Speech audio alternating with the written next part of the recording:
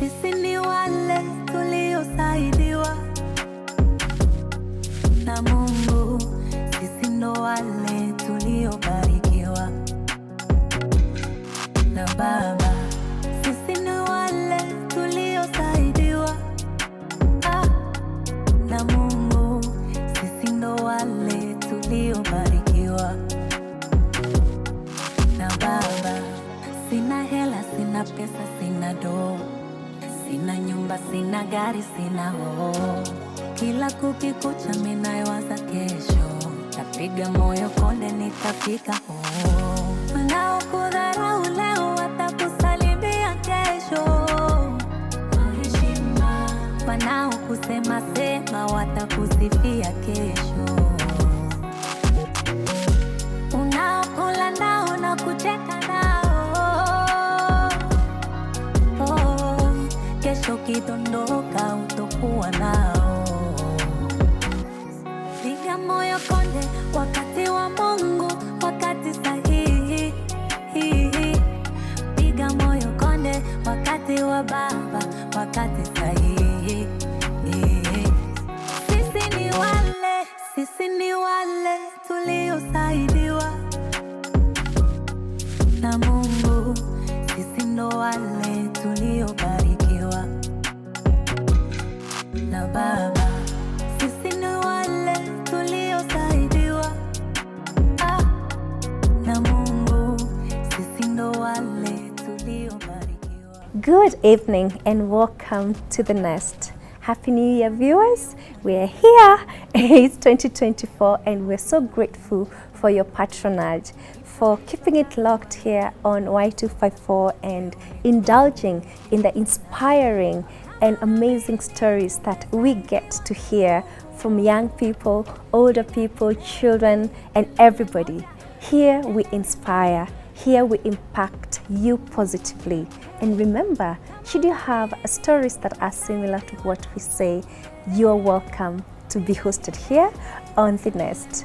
My name is Maureen Waititu, and tonight is no different. I have an incredibly interesting and very talented guest all the way of the origin of Congo.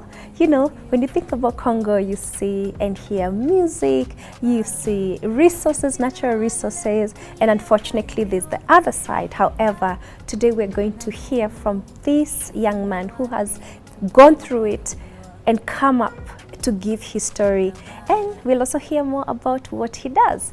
But before I introduce him, I'd like you to watch this short video and we'll be right back. Step 1. Know thyself. To know yourself is to be a tree with deep roots. When you embrace your true authenticity, you will build a foundation from within. You won't be dependent on external forces for validation, and therefore external forces will not be able to shake you. If you have a healthy foundation, a healthy body, a mindset of resilience, and a deep understanding of your core values, principles, and priorities, when stormy weather comes around, your foundation will hold. However, if you are weak of heart and mind and look for your identity in others' opinions of you, or cling to an ideology or material possessions, then you will snap like a dead twig when adversity comes around. To know yourself on a deep level is to find your purpose. If you know your why, you can bear any how. Many of us go through life without feeling that we have real purpose, even though every one of us has unique qualities to offer the world. So how do you find your purpose? This one simple exercise can be of tremendous help. It's a Japanese principle called ikigai. Here you will home in on what you are good at, what you love doing, what you will get paid to do, and what the world needs. Ask yourself these questions. If you are missing one of these foundational pillars, you will falter. If you are not good at what you pursue, then you will quit. If you don't love it, then you will be miserable. If it's something that doesn't pay money, then you will be broke. And if it's not what the world needs, then you won't have any meaningful impact. The center of these four circles is your sweet spot. It's where you will find purpose, meaning, and sustained success. Welcome back. In case you're just joining us, we haven't gone too far. Tonight, we'll be having a very interesting conversation from our guest who came here to give us what he's been able to overcome in years and who he is today, what he does, and where he is going. And I won't waste another minute, but welcome Akim. Karibu sana. Thanks a lot, Maureen. You're welcome. Thank you so much for making time to come to our show. I am very honored and privileged to be here. Yes. And I may just say good evening to all the viewers of The Nest. Wonderful. And, yeah. Great. And Happy New Year, by the way. Happy New Year to you too. You're my first guest of 2024. Wow, I'm really honored. Yeah. Yeah. And I love the energy you came with. It's just with you, you know. Oh. Energy doesn't lie. Thanks a lot. You know. Thanks for that. And I think you're going to set up for a very good year. I will try as much as possible. Great. Pressure on you. Pressure. Yeah, this is the year of great things. Yes. And I'm very happy to start it with such a wonderful interview with you Absolutely. today. Absolutely. Akim, could you tell our audience your full names, and maybe if you're okay with it, we can recount for us your early years in life, where you were born, and the things you remember as your first memories. Sure. My full name is, and don't try to repeat it, you might bite your tongue. Yes. My full name is Corneille Akilimali Bufole. But to make it easy for you, it's just Akim. Yes. Just Akim. I was born in the DRC, that's Congo, in a city called Bukavu. Bukavu, it's located at the eastern part of Congo, you know. Yeah, so I come from a family, a typical African family of 10 children. Yes. And I am the fourth born. Yeah, so that's basically me. Lovely. And, you say typical African, family.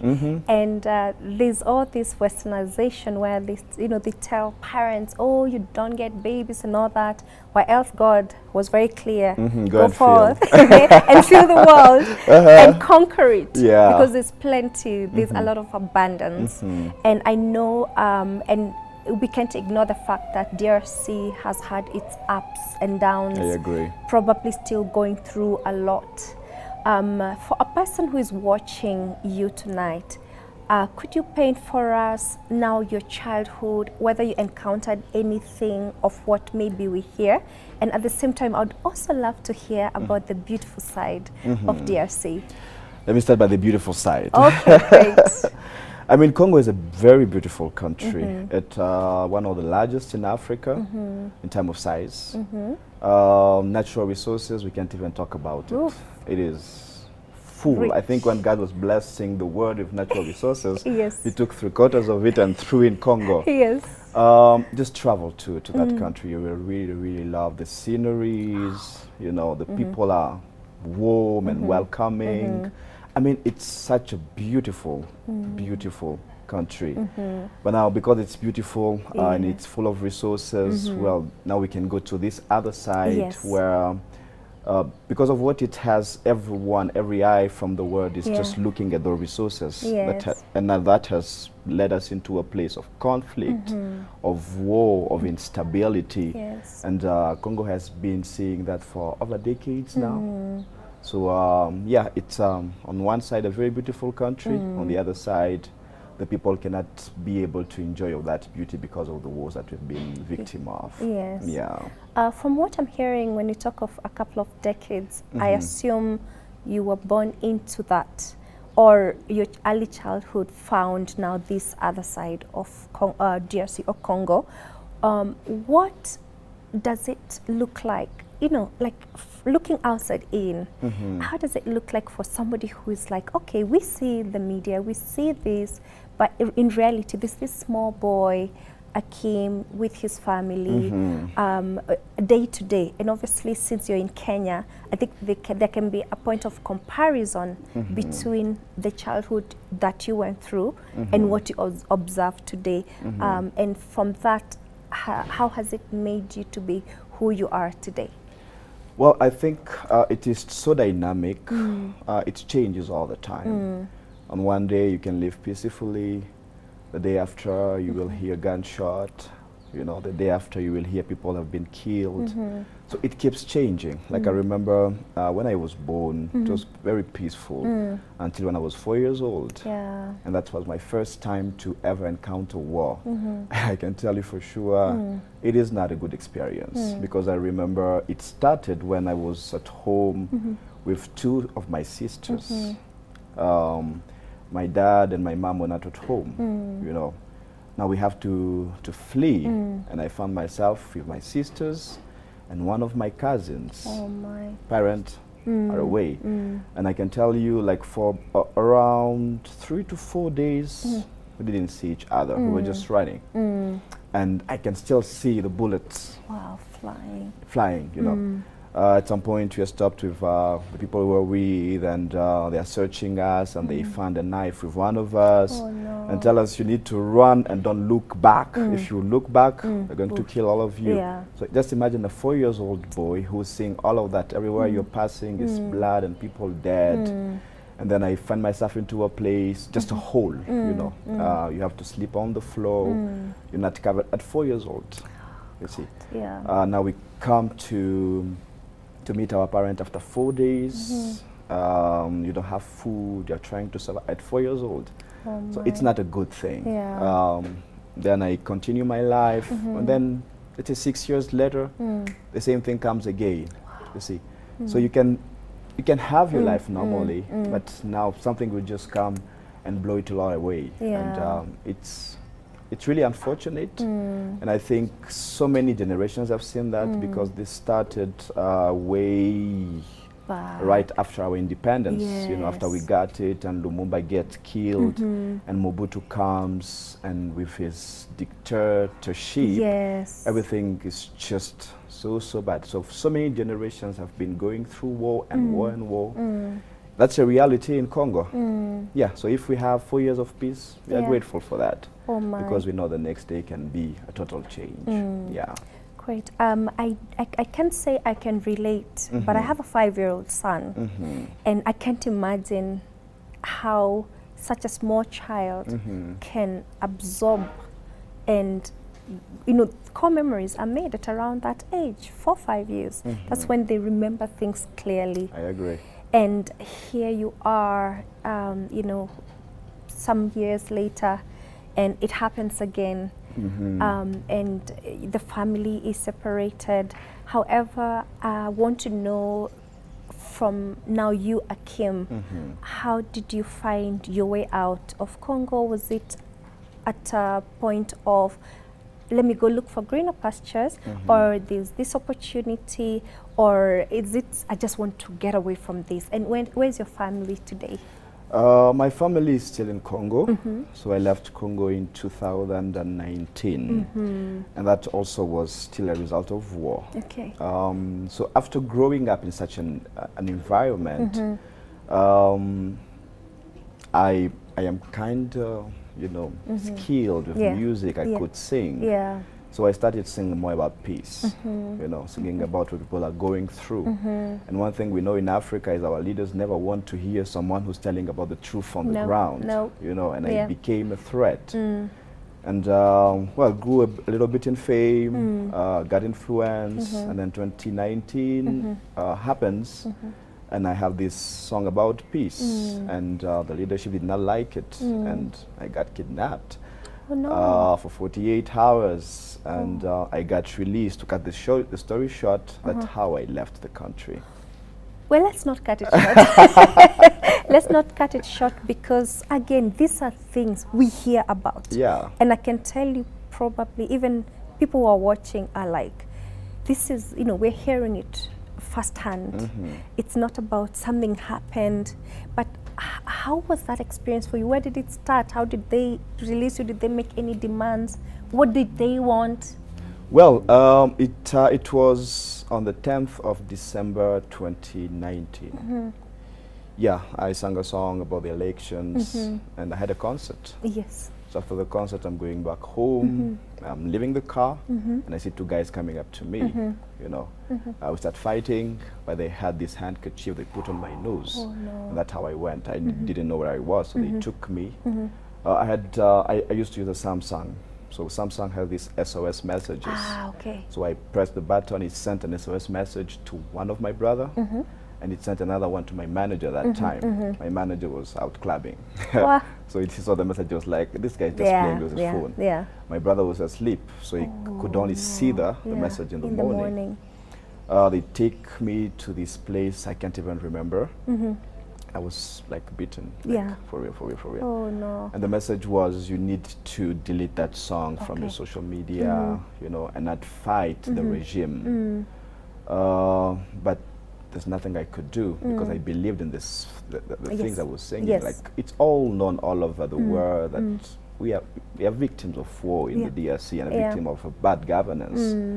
So I didn't agree. So at that time, I had so many partners, Yeah. like medias around the Okay. world. Uh-huh. So it kind of trended. Okay, because obviously within the first 12, maybe 24 hours, Exactly. you know where to be found. Yeah. Okay. It kind of trended, and it was not a good thing for the government. So this one international media station, I don't know if I can mention it. Please, yes, you can. Yeah, RFI. So they published about it, and it kind of put pressure on the government. Yes.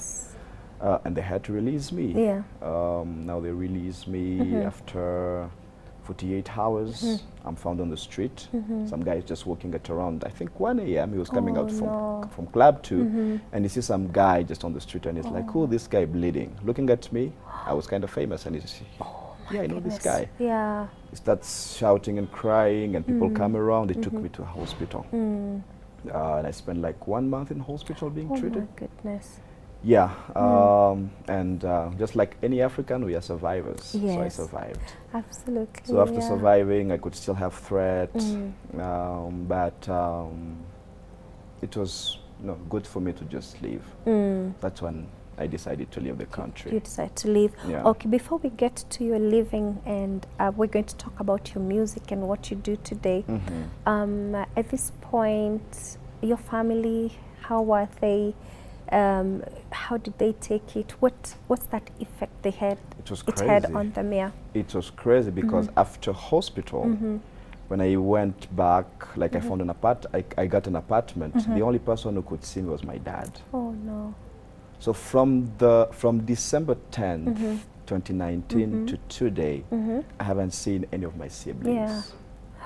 Oh my goodness. I was only possible to see my dad, you know. Yes. So for all of them, it was not an easy experience, you know. So yeah, there's still hope. Okay. They've learned to live with it. We talk now with technology. You can video call and Yes. do so many things. Yes. Yeah, so they've learned to live with it, and that's how life has become now. It's not an easy thing. It is not. Yes, and I can acknowledge the strength you're talking about, because it's very easy for a human being to say, do you know, I don't think I've ever been beaten up in my life. You are blessed. But other than the caning in school and all that, Yeah. but I know there's a way beating the body can break a person Beating the body to kill. to kill. Yeah. Wow, thanks for the Well, there's a beating clarification. to discipline. Yes, Yeah. and beating to To kill. kill. I can't imagine of a more painful thing than that, because it's about literally destroying your physical, because they can do that, and sometimes if it's not your time, you will not go anywhere. How was that for you in terms of the switch between then, before then and now, like mentally, like walk us through that. Well, it was not easy. Sometimes I sit and I'm like, yeah, you survived that. You're Yeah, strong. You yeah, know? But yeah. I was not strong. It was just the grace of God. Yeah. Because so many people go through less than that and don't even Yes, survive. very You true. know? But for you to be able to go through that and survive and have a life after, it is the grace of God. That Yes. means God still has a purpose with you. So before that, it was just a normal young man enjoying life and singing music, you know. During that, it was like, how? Because you are lonely. No one can see you. Yeah. Not only you are lonely, but you are hiding Oh no. because you don't want anyone to know where you are. You are fighting for your life. Yes. You are seeing your children expressing the need to see you, but can't see. I mean, your siblings, Yes. but can't see you. Yes. You are seeing your dad looking at you, and he doesn't see any future anymore. It's true. it's kind of confusing and it can be depressive. Yeah. And to be honest, I was I was coming to depression. Yeah. Yeah. But as I said, we are survivors. You still tell yourself there is hope, something will happen. So after that, I left. Went to Kigali, went to South Africa, went to Nigeria, came to Kenya, and you find yourself in a new environment, a new life. You know, one of the things about tour is after you have to restart from scratch, and I had to learn to restart, which is never easy in a place where people speak a different language, people think differently, so it was not easy. Yeah. But as I said again, the grace of God will help you to be able to adapt and adjust. Yes. And here we are. And here we are. I can only applaud you because I hear of resilience, the determination as well, because sometimes it's when you break, when your soul is done, you're done. You can still be walking around, you can still be living, but if your soul is broken, that's it. And it's so admirable to hear, although unfortunately it's under circumstances that, you know, nobody would want to go through. But I just see a resilient young man. At a glance, you can't even imagine that, you know, Akim has had to restart his life just a few years back. Yeah. And with a world pandemic, you know, happening. So again, let me just take you a little back before now we come to Kenya and your music. You've mentioned you went to South Africa, Nigeria, then to Kenya. How was that? Is it that you were trying to see if you can settle in either of the countries, or did you have, what was your mission, and why Kenya? Why Kenya? I don't know why Kenya, but all the other countries, I was just, you know, fleeing the threat. Okay.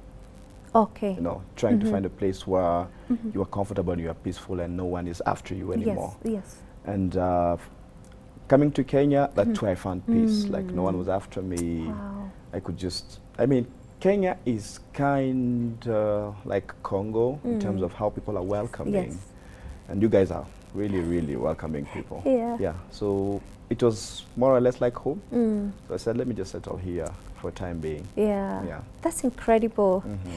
So when you came, who welcomed you? When did you find that, no, this is it, this is home? How was it? Who did you stay with? Like, you know, because it's not something that a lot of people have experienced, to pack up or run and start a new life in a different place. Like, could you walk us through that? So when I came, I didn't have a place to stay at. So I go on my Facebook story and I post, anyone, I'm coming to Kenya, anyone able to host me? Yeah. And a fan inboxes me. That's why celebrities reply to your DMs. Yes. Yes. Someone Please. comes in and he says, yeah, I have my brother who is in Roysambo. They have a 2-bedroom house. They can host you. I don't know I didn't know where Roysambo was. I just said, yes. Yeah. And the guy comes and picks me. Oh my goodness. I go to Roysambo and I can give some shout out to them. Yeah, that's David. I'm really, really forever grateful.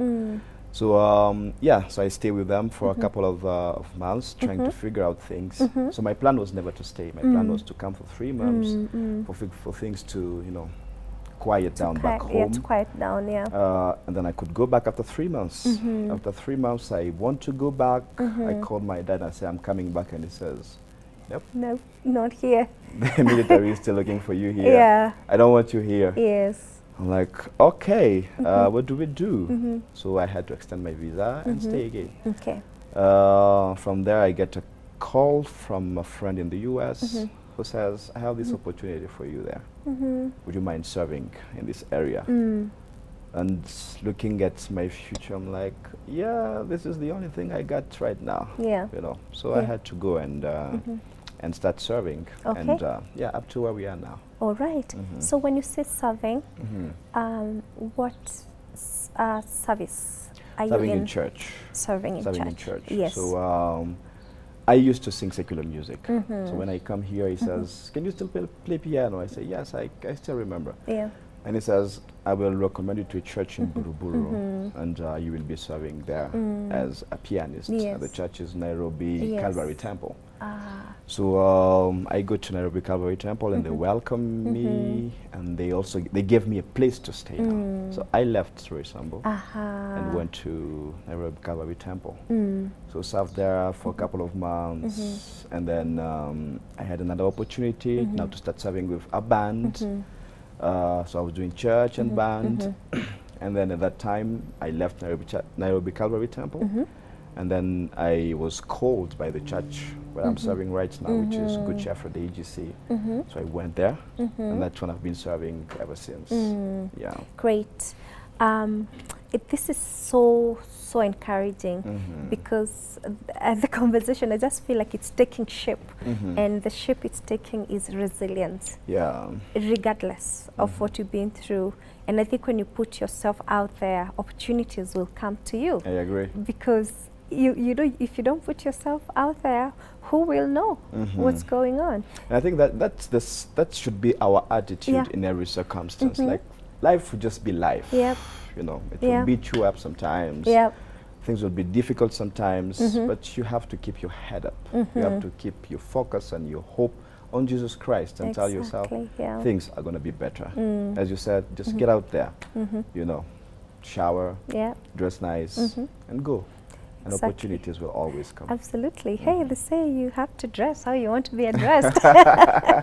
Regardless, if you drop the ball, I agree. People will assume you're not ready.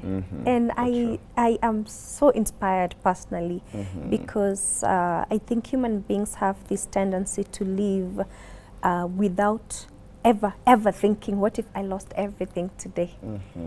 Or what if I lost most of the things I have today? What happens? And that's why people slip into dark places. You know, they go into a rabbit hole, depression. They try to substitute their coping mechanisms with something negative. And it's so admirable to see you, you know, lose a life you've known all your life, because I mean, it's 2019, just the other day. Then you come here, there's a pandemic, but still you grow.